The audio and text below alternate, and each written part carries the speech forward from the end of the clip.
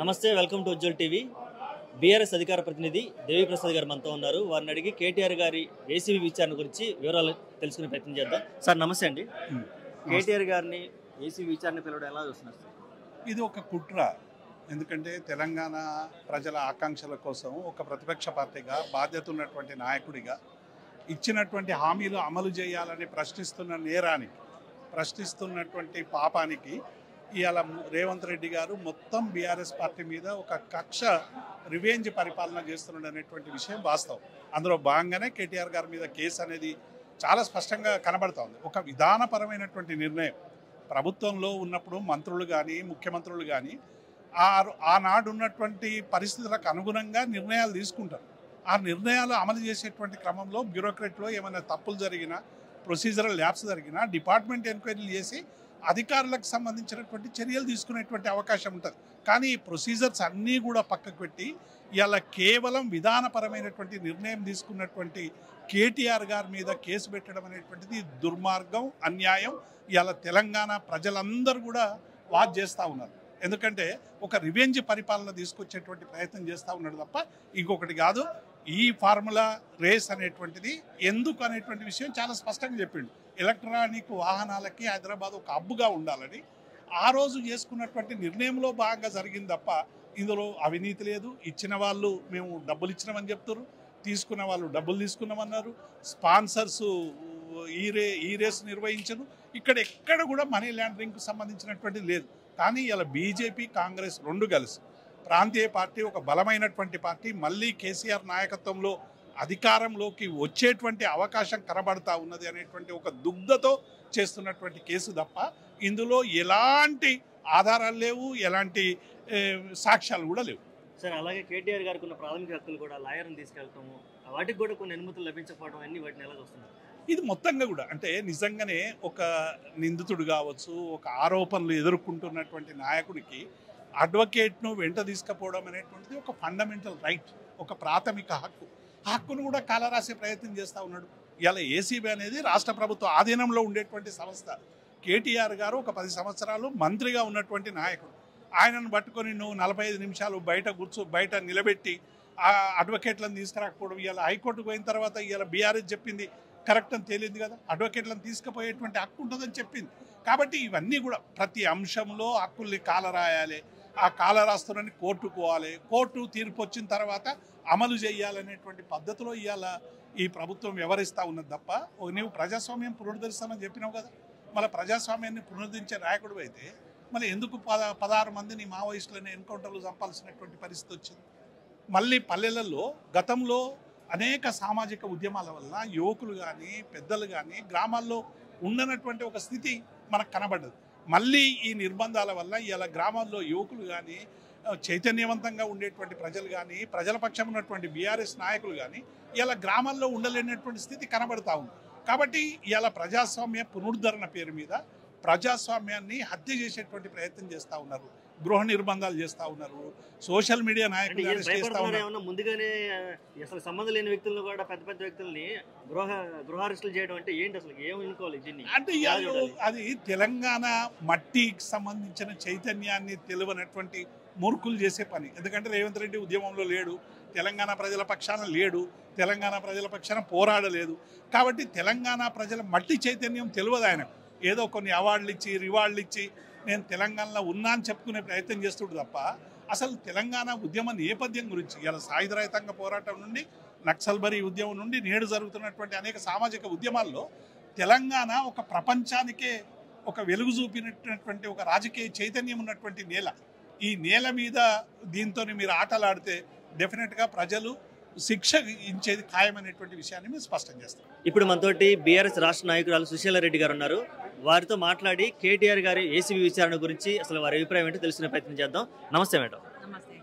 కేటీఆర్ గారి ఏసీబీ విచారణ ఎదుర్కొంటున్నారు, పరిస్థితి ఎలా ఉంది మేడం? రేపు అరెస్ట్ కూడా అంటున్నారు, వీటి మీద మీ అభిప్రాయం? ఈ అరెస్ట్ అనేది ఈరోజు రేపు అన్నది కాదు, ఒక గత 2 నెలలుగా నానబోస్తున్నారు. ఎందుకంటే వాళ్ళు ఇచ్చిన ఏదైతే హామీలు గ్యారంటీలు ఉన్నాయో అవి అడుగుతారు అని తెలంగాణ ప్రజలకు ఏదైతే బీఆర్ఎస్ నాయకులు అండగా నిలబడుతున్నారో ఏదైతే అండగా నిలిచి వాళ్ళ బాధలలో పాలు పంచుకుంటున్నారో, ఈరోజు తెలంగాణ భవన్ ఒక జనతా గ్యారేజ్ లాగా పనిచేస్తున్నదో, ఎప్పుడైతే మేము ఇచ్చిన గ్యారంటీలు హామీలు వీళ్ళు గల్లబట్టి అడుగుతున్నారు, వీళ్ళు మా దాంట్లో మైనస్ వస్తుంది, సంవత్సరానికి మా మీద ప్రజలు కోపంగా ఉన్నారు అన్న ఉద్దేశంతో ఈ డైవర్షన్ పాలిటిక్స్ చేస్తున్నాడు రేవంత్ రెడ్డి. లుచ్చా రాజకీయం చేస్తున్నాడు. ఏదైతే ఆ రోజు రేవంత్ రెడ్డిని ఒక పట్ట పగలు ఆ 50 లక్షల ఒక బ్యాగుతోని పట్ట పగలు దొరికిన ఒక దొంగ, ఆ దొంగను అరెస్ట్ చేస్తే నన్ను కూడా చేసిండ్రు, నేను వీళ్ళని కూడా చేయాలి అనే ఉద్దేశం అనంటే రాజుకు దొంగకు ఉన్న తేడా ఎంత ఉంటుంది? ఈరోజు కేటీఆర్ గారిని ఏదైతే కోర్టు కానీ ఎక్కడ కానీ ఒక రూపాయి నిరుపయోగమైందని ఎక్కడ చెప్పలే, ఒక తప్పు చేసిండ్రని ఎక్కడ చెప్పలే. ఓన్లీ విచారణకే వాళ్ళు చేసిండ్రు. విచారణ జరుగుతుంది. న్యాయ వ్యవస్థల మీద న్యాయవాదుల మీద మాకు పూర్తి నమ్మకం ఉన్నది బీఆర్ఎస్ నాయకులకు. ఈ ఏదైతే గ్యారంటీలు హామీలు ఏదైతే ఇచ్చి అడగొద్దు అని డైవర్షన్ పాలిటిక్స్ చేసి కేటీఆర్ గారి మీద కానీ రోజుకొక డ్రామా ఆడి కేసులు అని ఏదైతే అన్నాడో, ఈ ఒకవేళ పెద్ద నాయకులను వర్కింగ్ ప్రెసిడెంట్ కానీ నాయకుల జోలికి పోతే కార్యకర్తలు సెకండ్ వర్గం ఏదైతే ఉన్నదో భయపడతారన్న ఉద్దేశంగా చేస్తారేమో. కానీ 1000 రెట్లు ఎక్కువ రెట్టింపుతోని ఆ గ్యారంటీలు హామీలు ఇచ్చేదాకా నిలబెట్టి గల్లబట్టి అడుగుడే. దీనికి వెనక పోయే సమస్య లేదు. మా నాయకుడు కూడా వెనక పోయే సమస్య లేదు. కడిగిన ముత్యం లెక్క రాజు లెక్క పోయి రాజులాగా వస్తాడని మాకు పూర్తి స్థాయిలో నమ్మకం ఉన్నది. న్యాయ వ్యవస్థ మీద కూడా నమ్మకం ఉన్నది. మాకు చూస్తూనే ఉన్నారు ఫుల్గా అసలుకి రేవంత్ రెడ్డి గారు దూకుడు పరిస్థితులు అనుకోవచ్చా, లేదంటే కేటీఆర్ గారు ఎవరన్నా నిజంగానే ఆరోపణలు ఎదుర్కొంటున్నటువంటి కేటీఆర్ గారు ఏమైనా తప్పు చేశారనుకుంటున్నారా? ఈ అరెస్టులు ఈ విచారణలో ఎలా చూడబోతున్నారు? కేటీఆర్ గారు ఎక్కడ కూడా తప్పులు చేయలేదు. ఎందుకు చేయాలంటే తానే ఒప్పుకున్నాడు, నేను ఈ కార్ రేస్ కోసము నేను ఫండింగ్ చేసింది వాస్తవమే, మళ్ళీ మేము మా గవర్నమెంట్ వస్తే ఇక్కడికి వచ్చిన తర్వాత వాళ్ళు ఇక్కడ పార్టిసిపేట్ చేస్తారన్నారు కాబట్టి దానికోసం ఫండింగ్ ఇచ్చిన అన్నాడు. ఫండింగ్ ఇచ్చేటప్పుడు కోర్టు కూడా చెప్పింది ఏమని, బ్యాంకు వాళ్ళు తప్పు చేసినప్పుడు కేటీఆర్ గారు తప్పు కాదు, ఇక్కడ ఇవాళ హైదరాబాద్ని ఒక ప్రపంచ స్థాయిలో తీసుకుపోయినటువంటి వ్యక్తి కేటీఆర్ గారు. అలాంటప్పుడు ఆ రోజే చెప్పిండు, అసెంబ్లీలో చర్చ పెట్టండి, 4 గోడల మధ్య అవసరం లేదు, చర్చ పెడితే చర్చకు నేను సహకరిస్తాను, మీరు ఏం జరిగింది కూడా నేను చెప్తాను అని చెప్పినటువంటి వ్యక్తి కేటీఆర్ గారు. ఇవాళ డైవర్స్ పాలిటిక్స్ చేయడానికి ఈ రేవంత్ రెడ్డి గారు ఈ అక్రమ కేసులు పెడుతున్నాడు. ఎందుకు అక్రమ కేసులు పెడుతున్నట్టే తనకు చేతగాని పరిపాలన జరుగుతున్నది, నా చేతనైతే లేదు. ఇవాళ 138,000 కోట్ల రూపాయలు అప్పు చేసి కూడా ఎక్కడ కూడా ఒక స్టోన్ వేసిన బాపతి కాదు, ఒక కంపెనీ తీసుకొచ్చిన బాపతి కాదు. ఇవాళ మాజీ ఐఏఎస్లు కూడా ఇవాళ ఏం చెప్తున్నారు, ఇలాంటి అక్రమ కేసులు పెడితే రాజకీయ కక్షలతో పోతే హైదరాబాద్ డెవలప్మెంట్ ఆగిపోతుంది, ప్రపంచ స్థాయిలో ఇక్కడ పోతే మేము పెట్టుబడులు పెట్టినా కూడా మేము కంపెనీలు పెట్టలేని పరిస్థితి ఉన్నది, కాబట్టి ఈ అక్రమ కేసులు పెట్టొద్దు, ఈ కక్షపూరిత పాలిటిక్స్ మానుకోండి అని చెప్పి ఐఏఎస్లు కూడా చెప్తున్నారు.